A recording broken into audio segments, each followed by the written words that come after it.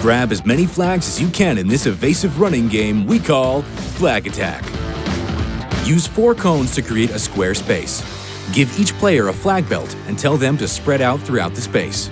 Here's how it looks. Ready, set, go! Go, go, go, go, go, go! On your call, everyone runs around trying to grab as many flags as they can, holding on to all the flags they pulled. If a player loses their flags, they continue to play and replace them with ones they pull. Good, spin moves, I love the spin moves. Play short rounds, about a minute long. The player with the most flags wins the round. Flag pulling is the name of the game here, and players might try anything to protect their belts. Remind them that any move that obstructs their flag from being taken is flag guarding. No covering, tucking, or swiping allowed. Do this in the actual game, and they'll be called for a holding penalty. I saw a lot of flag guarding in there. The right way to protect flags is with jukes, cutbacks, spins, and twists. So encourage players to do their best LT impression. Make sure to hold on to that flag.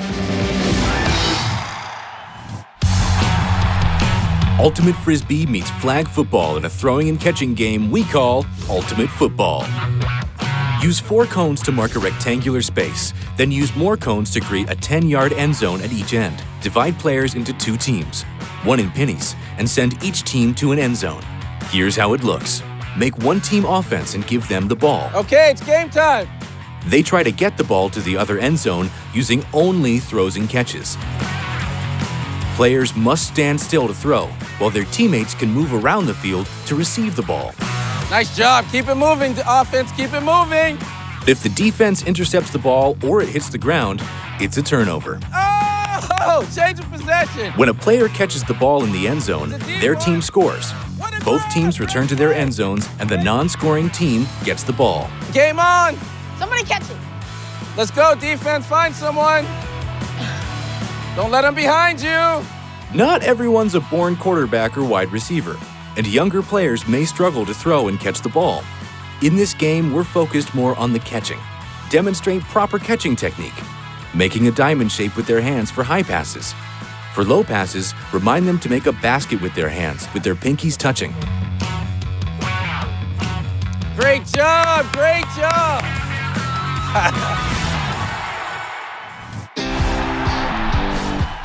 Feeling lucky? In this receiving game, players win points for every catch. 25. We call it Jackpot. Use 4 cones to create a rectangular space. Stand on the near end of the field and send the team out to the far end of the playing area. Here's how it looks. 20. In quick succession, throw the ball to the players at the end of the field. As you throw each ball, shout out a number. 10. Whoever catches the ball scores that number of points. 15. The goal is to be the first player with 100 points. You can get creative and shout out other words with each pass, Mystery box. where the point value isn't revealed until the catch is made. It's 30. Or double or nothing, which doubles a player's points. 50.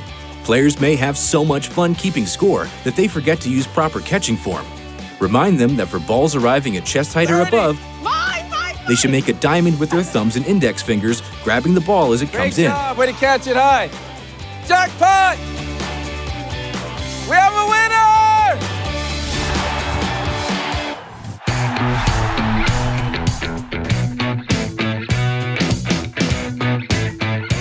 Lose a flag and pay the toll in this game we call the Tollbooth.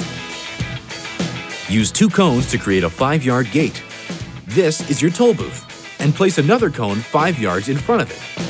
Pick one player to be the defender, aka the toll keeper, and place them in the middle of the booth. Line up the rest of the team behind the cone and give them flag belts. Here's how it looks. One at a time, each player in line runs towards the toll booth. The keeper shuffles from side to side trying to pull their flags, while the runner tries to make it through with their flags intact. That's it, that's it. Play until all the runners have made it through. Then choose a new toll keeper and play again.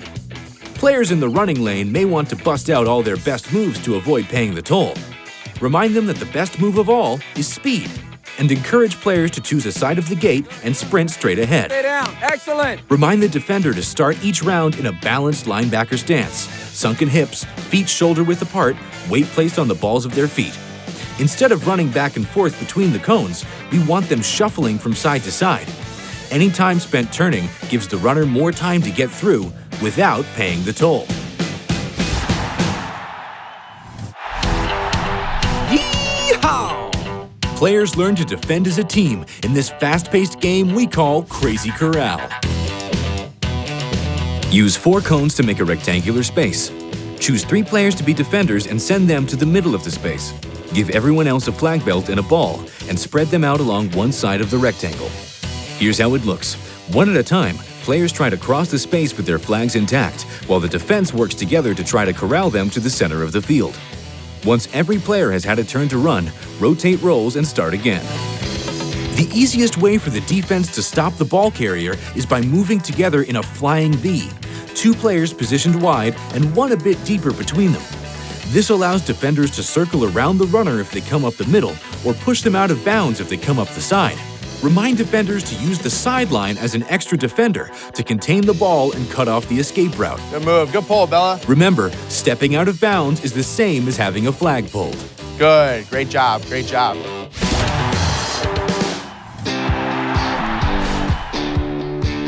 Players learn to set and execute a strategy in this game we call Invasion.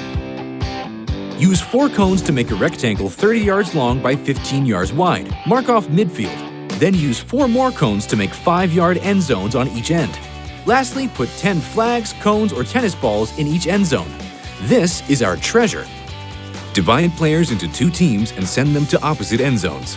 Here's how it looks. Each team has 2 goals. Steal treasure from the other side and protect its own treasure. Players can cross to the other side to steal treasure from the opposing team, but have to make it back to their end zone without getting tagged. And they protect their own treasure by tagging any invaders before they make off with their spoils. When this happens, invaders have to return the treasure and cross back to their side of the field. Invasion is all about making decisions. Each team might start the game with one plan of attack, but will need to improvise to react to their opponent. Just like calling an audible. Omaha!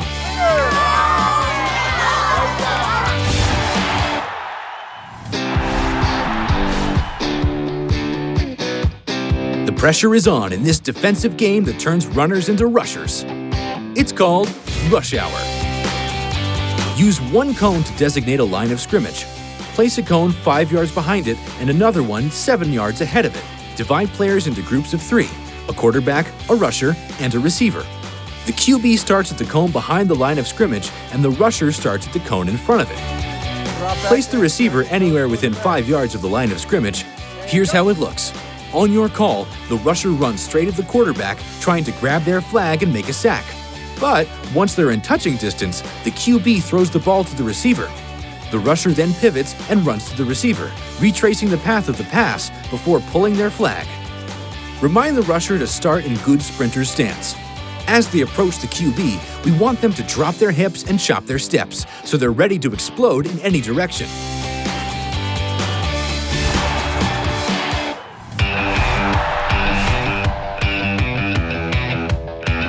Players work on flag pulling and evasive running in this game we call Cross the River.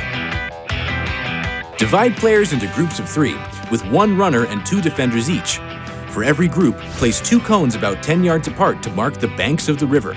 Everyone has a flag belt. Here's how it looks. The runner stands at 1 cone while the 2 defenders spread out along the river. The runner's goal is to sprint from one riverbank to the other with their flags intact, while defenders try to pull the runner's flags. Between rounds, rotate players in each group so every player has multiple turns on both offense and defense. Go! Nice! Runners should make a plan to beat the defenders before each crossing. Will they try a spin move? Side steps? Or will they rely on their speed? Just make sure they know the right of place rule. No charging directly at a defender who's standing still. Defenders, meanwhile, should practice proper flag pulling form. Eyes on the hips, reaching for the top of the flag, then pulling down with both hands. Just like that.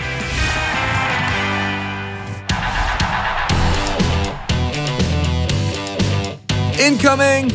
Players learn to attack the ball in a game we call Head On. Use 6 cones to create 2 parallel lines 10 yards apart. Here's how it looks. Designate 3 players as quarterbacks and line them up on 1 line, each with a ball. Everyone else is a receiver, and the first 3 line up opposite the quarterbacks. On your call, each receiver sprints towards the quarterback in front of them. That's the QB's call to throw a pass directly at the receiver's chest. Receivers try to complete the pass, then rotate to the next quarterback. This can be daunting for some players who may instinctively try to block the ball. We want them attacking the ball like this, running towards it rather than holding back. Good job. That's it. Others may run with their hands out, anticipating the pass, and cluing in the defense in the process. Remind them that their hands should only come forward as the ball is released. Nice. Way to attack it. Good job. Aim for greatness and throw with accuracy. In this game we call Bullseye. Use cones to mark 3 throwing spots, 5 yards apart, starting 5 yards from your target. In this case, a garbage can, but a cardboard box or any raised target will do. Here's how it looks. Players take turns trying to hit the target with the ball. Release it early. If they hit it, they advance to the next throwing spot, which is further away. Shoulder towards. Good job. You move back now. If not, they stay put and try again. All right. Yep, so you're back here. Good. The first player to hit the target from all 3 distances wins the round. Tell your players to try to aim the ball so it falls into the target from above, what QBs call dropping it in the bucket. Nice and easy. Drop it in the bucket. There you go. Excellent job. Remind them that the earlier they release the ball in their throwing motion, the higher it will go. And just like that, bullseye!